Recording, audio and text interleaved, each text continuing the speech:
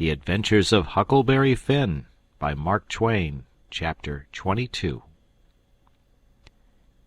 They swarmed up toward Sherburne's house, a-whoopin' and ragin' like Injuns, and everything had to clear the way or get run over and tromped to mush, and it was awful to see.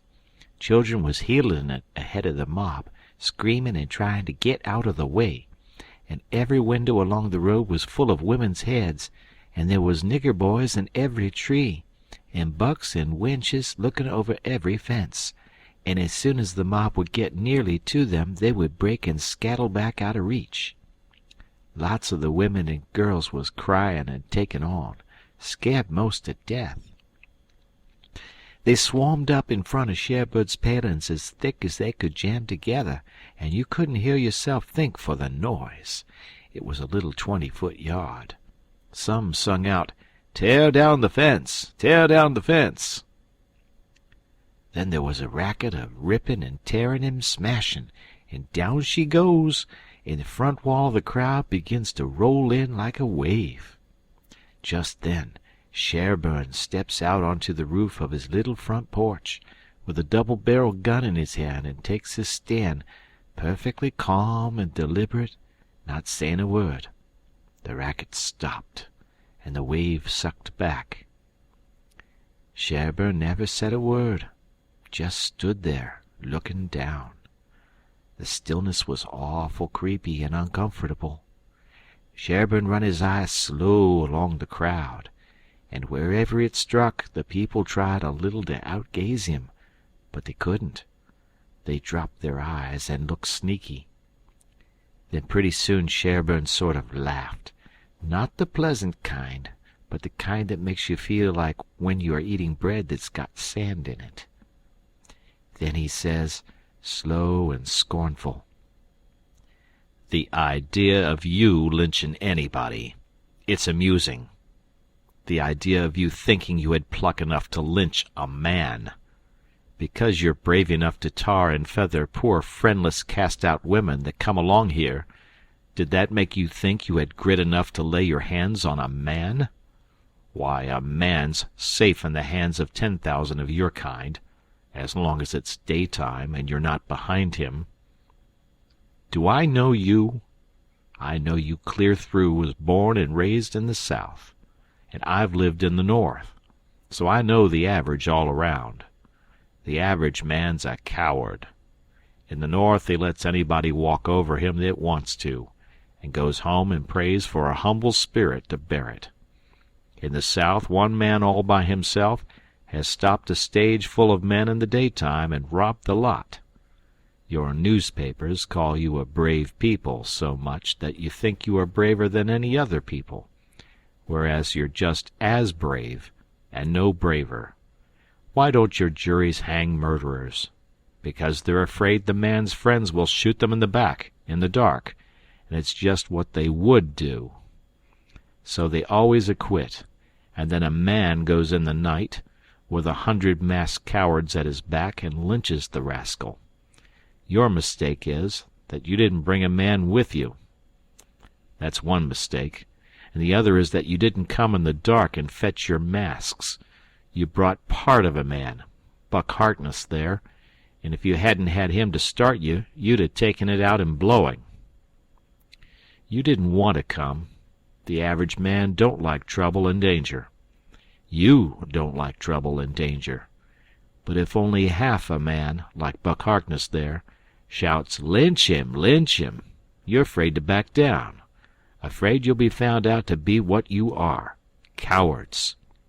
And so you raise a yell, and hang yourselves on to that half a man's coat-tail, and come raging up here, swearing what big things you're going to do.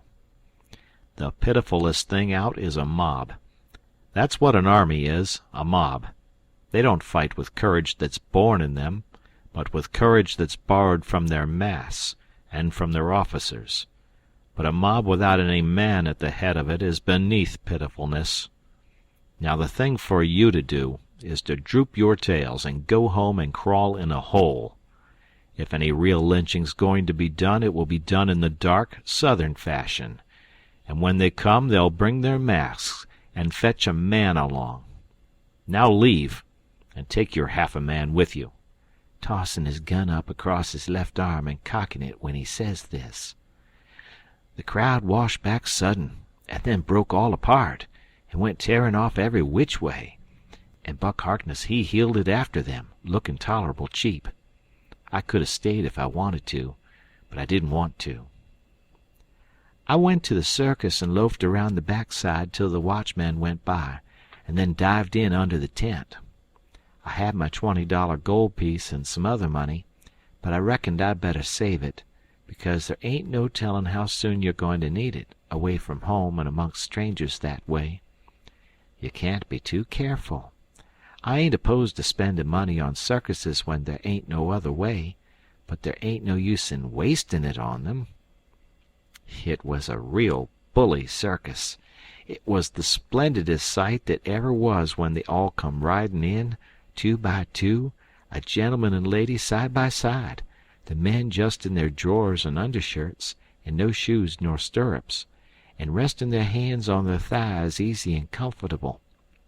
There must have been 20 of 'em, and every lady with a lovely complexion, and perfectly beautiful, and looking just like a gang of real sure-enough queens, and dressed in clothes that cost millions of dollars and just littered with diamonds. It was a powerful fine sight. I never seen anything so lovely. And then one by one they got up and stood, and went a-weaving around the ring so gentle and wavy and graceful, the men looking ever so tall and airy and straight, with their heads bobbing and skimming along, away up there under the tent roof, and every lady's rose-leafy dress flapping soft and silky around her hips, and she looking like the most loveliest parasol. And then faster and faster they went, all of them dancing, first one foot out in the air and then the other, the horses leaning more and more, and the ringmaster going round and round the center pole, cracking his whip and shouting, "Hi! Hi!" and the clown cracking jokes behind him. And by all hands dropped the reins, and every lady put her knuckles on her hips and every gentleman folded his arms, and then how the horses did lean over and hump themselves. And so one after the other they all skipped off into the ring and made the sweetest bow I ever see, and then scampered out, and everybody clapped their hands and just about went wild. Well, all through the circus they done the most astonishing things, and all the time that clown carried on so it most killed the people. The ringmaster could never say a word to him, but he was back at him quick as a wink with the funniest things a body ever said, and how he ever could think of so many of them, and so sudden and so pat, was what I couldn't no way understand. Why, I couldn't have thought of them in a year. And by a drunk man tried to get into the ring, said he wanted to ride, said he could ride as well as anybody that ever was. They argued and tried to keep him out, but he wouldn't listen, and the whole show come to a standstill. Then the people begun to holler at him and make fun of him, and that made him mad, and he begun to rip and tear. So that stirred up the people, and a lot of men began to pile down off of the benches and swarm towards the ring, saying, "Knock him down! Throw him out!" And 1 or 2 women begun to scream. So then the ringmaster he made a little speech, and said he hoped there wouldn't be no disturbance, and if the man would promise he wouldn't make no more trouble, he would let him ride if he thought he could stay on the horse. So everybody laughed, said all right, and the man got on. The minute he was on, the horse begun to rip and tear and jump and cavort around, with 2 circus men hanging on to his bridle trying to hold him, and the drunk man hanging on to his neck, and his heels flying in the air every jump, and the whole crowd of people standing up shouting and laughing till tears rolled down. And at last, sure enough, all the circus men could do, the horse broke loose, and away he went like the very nation, round and round the ring, with that sot laying down on him and hanging to his neck, with first one leg hanging most to the ground on one side, and then the other one on the other side, and the people just crazy. It warn't funny to me, though. I was all of a tremble to see his danger. But pretty soon he struggled up a straddle and grabbed the bridle, a-reelin' this way and that. And the next minute he sprung up and dropped the bridle and stood.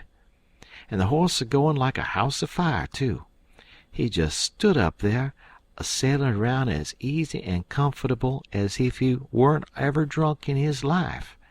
And then he begun to pull off his clothes and sling them. He shed them so thick they kind of clogged up the air, and altogether he shed 17 suits. And then there he was, slim and handsome, and dressed the gaudiest and prettiest you ever saw, and he lit into that horse with his whip and made him fairly hum, and finally skipped off and made his bow and danced off to the dressing room, and everybody just a-howlin' with pleasure and astonishment. Then the ringmaster he see how he had been fooled, and he was the sickest ringmaster you ever see, I reckon. Why, it was one of his own men. He had got up that joke all out of his own head and never let on to nobody. Well, I felt sheepish enough to be took in so, but I wouldn't have been in that ringmaster's place, not for $1,000. I don't know. There may be bullier circuses than what that one was, but I never struck them yet. Anyways, it was plenty good enough for me, and wherever I run across it, it can have all of my custom every time.